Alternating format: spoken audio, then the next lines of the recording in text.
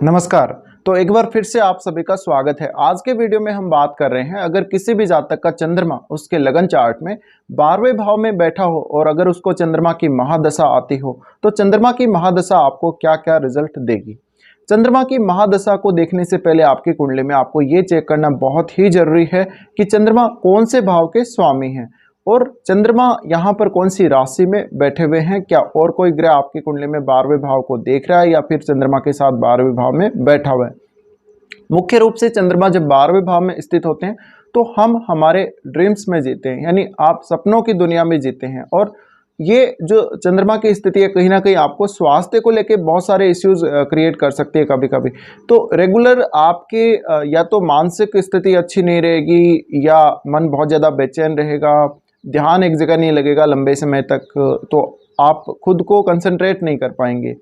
इसके अलावा किसी भी एक काम पर फोकस करना आपके लिए मुश्किल हो जाएगा। हालांकि चंद्रमा के बहुत सारे अच्छे रिजल्ट भी हैं 12वें भाव में, लेकिन कुछ रिजल्ट ऐसे हैं जो नॉर्मली सभी लोगों को मिलते ही मिलते हैं जब उनका चंद्रमा 12वें भाव में हो। अब चंद्रमा जब 12वें भाव में स्थित है तो आपका जो ध्यान है वो आध्यात्म की तरफ ज़्यादा रहेगा या ध्यान साधना की तरफ ज़्यादा रहेगा और आप इन कार्यों में अपना करियर भी बना सकते हो। चंद्रमा 12वें भाव में हो तो ज़्यादा से ज़्यादा विदेशी कनेक्शन देता है, विदेशों से कनेक्शन देता है। हो सकता है कि वो लोग आपकी ही कंट्री से हों लेकिन वो आपको हमेशा सपोर्ट करते हैं, तो आपको जो सहयोग मिलेगा वो विदेश में जो लोग रह रहे हैं उनसे अच्छा सहयोग मिल सकेगा। साथ ही साथ आपका चंद्रमा 12वें भाव में स्थित होने से आप रात्रि के समय भी अच्छा काम कर पाएंगे। आपका रुझान रचनात्मक गतिविधियों में ज़्यादा रहेगा, क्रिएटिव एक्टिविटीज़ में ज़्यादा रहेगा और आपका जो माइंड है वो भी काफ़ी ज़्यादा क्रिएटिव हो जाएगा। अब चंद्रमा का संबंध हमारे जो भावनाएं हैं, हमारा जो मन है उनसे है और ये सीधा सीधा आपकी इच्छा शक्ति को प्रभावित करता है। तो चंद्रमा अगर खराब स्थिति में 12वें भाव में बैठा है तो इस दशा में अक्सर लिए गए निर्णयों से आप परेशान रहेंगे। बार बार आप अपना निर्णय या तो बदलते रहेंगे, किसी भी एक निर्णय पर टिकना बहुत लंबे समय तक आपके लिए बहुत ज़्यादा मुश्किल हो जाएगा। इसी तरीके से कोई भी निर्णय जब आप लेने जा रहे हैं तो आप ओवर थिंकिंग का शिकार हो जाएंगे। आपके सामने बहुत सारे ऐसे ऑप्शंस अवेलेबल हो सकते हैं जहां पर आप कंफ्यूज हो जाएंगे कि आप किस प्रकार से निर्णय लें। तो आपको जब भी चंद्रमा 12वें भाव में स्थित हो हमेशा किसी ना किसी के गाइडेंस की ज़रूरत पड़ेगी, हमेशा किसी ना किसी की हेल्प की ज़रूरत पड़ेगी। चंद्रमा अगर 12वें भाव में स्थित है तो आपकी माता जी के हेल्थ के रिलेटेड जो समस्याएं हैं वो काफ़ी हद तक यहाँ पर शुरू हो सकते हैं जब आपकी चंद्रमा की दशा शुरू होती है। साथ ही साथ ये चंद्रमा अक्सर आपको भावनात्मक रूप से दबा के रखेगा, भावनात्मक दबाव आपके पर बहुत ज़्यादा रहेगा और दूसरे लोग आपके बारे में क्या सोच रहे हैं, दूसरे लोग आपके बारे में क्या कह रहे हैं, लोगों का मत आपके बारे में क्या है, इन सब को लेकर बहुत ज़्यादा आप लोग परेशान रहने वाले हो चंद्रमा की महादशा में। चंद्रमा को अगर यहाँ पर शुक्र या फिर गुरु का सपोर्ट मिल रहा हो तो आप जीवन में बहुत ज़्यादा प्रोग्रेस करेंगे, विशेषकर आप आध्यात्म और साधना में बहुत ज़्यादा प्रोग्रेस कर सकते हैं। आप खुलकर अपनी लाइफ को जिएंगे, धन का अच्छे से उपयोग आप करेंगे। लेकिन कहीं ना कहीं यहाँ पर देखिए जो चंद्रमा है आपको आर्थिक नुकसान भी कभी कभी करवाते रहेंगे। ये आर्थिक नुकसान आपको आपकी गलतियों की वजह से हो सकता है। अब अगर इस चंद्रमा को शुक्र या फिर गुरु का सपोर्ट मिल रहा है तो निश्चित रूप से आपको विदेशों से पैसा भी बनेगा, विदेशों से इनकम भी होगी, लेकिन वो इनकम आपकी स्टेबल नहीं रहने वाली है। साथ ही साथ आपके जो खर्चे होंगे वो बहुत ज़्यादा हो सकते हैं कभी कभी। तो कभी कभी आप कंजूस बन जाएंगे, लेकिन कभी कभी ऐसे ज़्यादा आप खर्चे कर देंगे कि आपकी आर्थिक स्थिति ही खराब होने लगेगी। साथ ही साथ जातक को अगर विदेश में प्रॉपर्टी खरीदना हो, विदेश में भूमि से संबंधित कोई कार्य हो जातक का, तो उनमें सफलता मिलती है। अगर आप चंद्रमा के 12वें भाव में होते अपने खुद की कंट्री में अगर कोई भी ज़मीन जायदाद खरीदते हैं तो आपको बहुत ज़्यादा पैसा लगेगा, बहुत ज़्यादा पैसा पे करना पड़ सकता है, आपको बहुत ज़्यादा महंगी मिलेगी। साथ ही साथ आपको लोन वगैरह लेना पड़ सकता है। तो मुख्य रूप से यहाँ पर देखिए चंद्रमा है अपनी महादशा में आपको विदेशों से जोड़ते हैं और चंद्रमा मुख्य रूप से हमारी भावनाओं के ऊपर शासन करते हैं, हमारे मन के ऊपर शासन करते हैं। अब चंद्रमा जितनी ज़्यादा अच्छी स्थिति में, जितनी ज़्यादा मजबूत स्थिति में होंगे उतने ही ज़्यादा ये स्टेबिलिटी देंगे आपकी लाइफ को। लेकिन कैरियर के बहुत सारे अवसर खोल देते हैं ये चंद्रमा। साथ ही साथ जातक के पास अगर एजुकेशनल क्वालिफिकेशन बहुत ज़्यादा अच्छी भी ना हो तो भी जातक अपनी रचनात्मक गतिविधियों को इस प्रकार से डेवलप कर लेता है चंद्रमा की महादशा में कि वो काफ़ी सारे काम करने के लायक हो जाता है, वो काफ़ी सारे जॉब करने के लायक हो जाता है।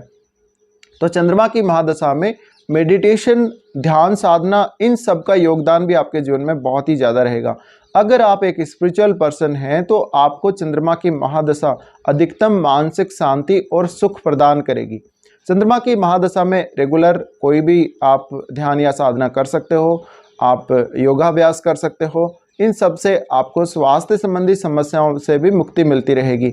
अब आपकी कुंडली में चंद्रमा कौन से भाव के स्वामी हैं आपके चार्ट में, ये देखना बहुत महत्वपूर्ण है, क्योंकि जिस भाव के चंद्रमा स्वामी होंगे उस भाव से संबंधित रिजल्ट में कभी कभी आपको नुकसान होगा, लेकिन उन चीज़ों को आप विदेश से प्राप्त करने की कोशिश करेंगे या उन चीज़ों को आप अपने बहुत ज़्यादा हार्डवर्क करके प्राप्त करेंगे। तो ऐसा जो चंद्रमा है जातक को बहुत ज़्यादा रचनात्मक बनाएगा। जातक अगर कोई भी ऐसा क्रिएटर हो, वो कोई भी रचनात्मक गतिविधियों में काम करता हो, सर्जन क्षमता अगर उसकी अच्छी हो, तो ऐसा चंद्रमा आपको बहुत ज़्यादा नेम फेम दे सकता है। लेकिन नेम फेम ये आपके काम को दे सकता है, आपकी व्यक्तिगत रूप से जो आपकी क्रिएटिविटी है उसको ज़रूर नेम फेम मिल सकती है, लेकिन आपकी जो पर्सनैलिटी है या आपका जो चेहरा है उसमें छुपा हुआ रहेगा निश्चित रूप से, क्योंकि ये एक ऐसी स्थिति है जिसमें आप पर्दे के पीछे से काम कर रहे हैं। तो लोगों को आपकी क्रिएटिविटी दिख रही है, आपका काम तो दिख रहा है, लेकिन लोगों को आप नहीं दिख रहे हो कि वास्तव में आपने वो काम आपने ही किया है। तो कुछ हद तक आपने ऐसे लोग देखे होंगे जिनका बहुत बड़ा हाथ होता है किसी भी क्रिएटिव स्किल्स में, लेकिन वास्तव में लोग उनको बहुत कम जानते हैं या फिर जानते ही नहीं, बल्कि वो अपनी क्रिएटिविटी की वजह से, उनकी जो क्रिएटिविटी है उसकी काफ़ी ज़्यादा नाम है या उसका नेम फेम है। तो ऐसे में उन लोगों को बहुत ज़्यादा फायदा होता है जिन लोगों का संबंध कोई ऐसे क्रिएटिव वर्क से होता है, या जो लोग अपने स्टूडियो वगैरह में, जो जैसे कि कोई भी राइटर है, कोई भी सिंगर है, कोई भी डांस करने वाला व्यक्ति है, तो इस प्रकार के जो भी इन फील्ड्स से जुड़े हुए हैं, एक्टिंग से जुड़े हुए जो लोग हैं, उनको बहुत फ़ायदा होता है। अब ये जो चंद्रमा है ये आपकी संतान का संबंध कहीं ना कहीं बाहर से जोड़ेगा, विदेशों से कोई ना कोई संबंध जोड़ेगा। तो संतान की शिक्षा, आपका करियर, इन सब का संबंध विदेश से जुड़ सकता है।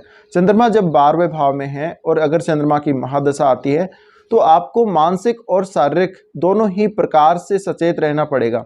दोनों ही प्रकार से आपको कई बार समस्याओं का सामना करना पड़ सकता है। अब चंद्रमा जितना ज़्यादा यहाँ स्ट्रॉन्ग होगा उतना ही अच्छा है।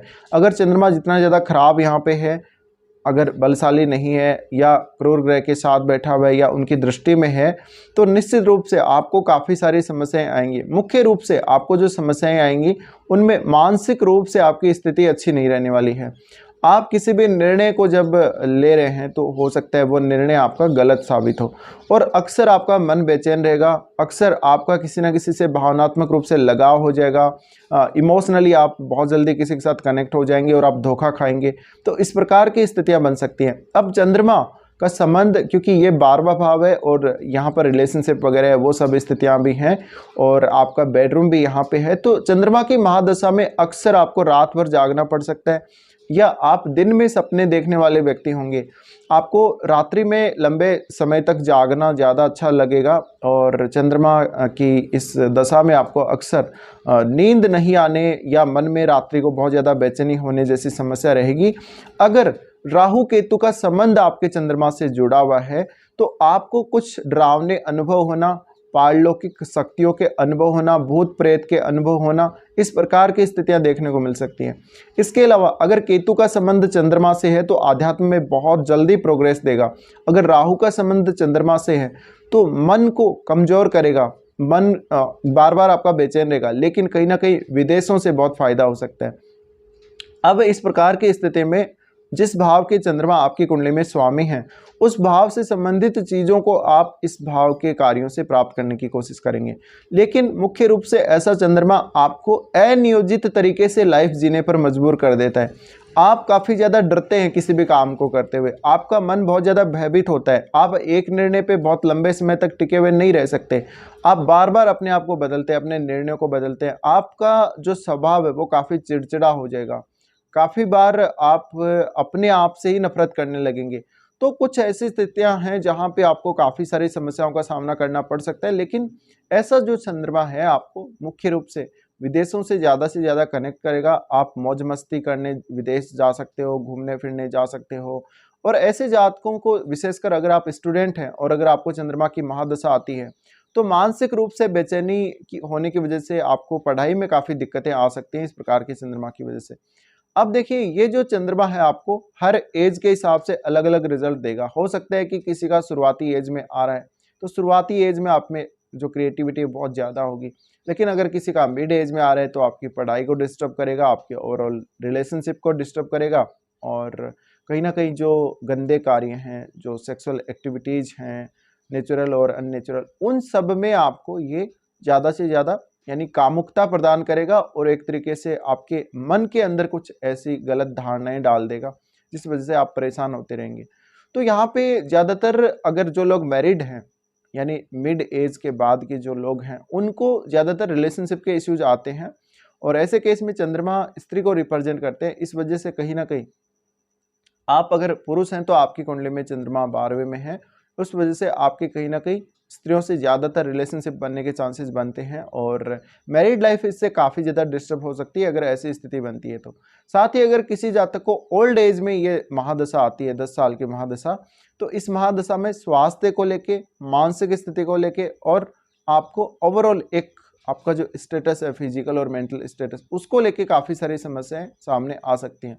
अब इसका उपाय क्या है? देखिए चंद्रमा है तो चंद्रमा के लिए आपको शिव जी की उपासना तो करना जरूरी है ही है।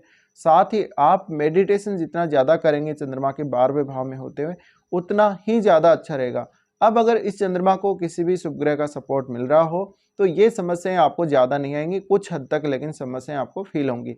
सबसे बड़ी बात यह है कि चंद्रमा की महादशा में एक तो आप निर्णय सही से लें, आप बहुत ही सोच समझ के निर्णय लें। अक्सर आप ओवर थिंकिंग का शिकार हो जाते हैं। दूसरा, यहाँ पे जब आप कोई निर्णय लेने जा रहे हैं तो उसके पीछे आपकी जो मेंटलिटी है वो कैसी है, सकारात्मक है या नकारात्मक है। और अक्सर आप अपनी गलतियों की वजह से बार बार आप हर्ट होते रहेंगे इस प्रकार के चंद्रमा की स्थिति में।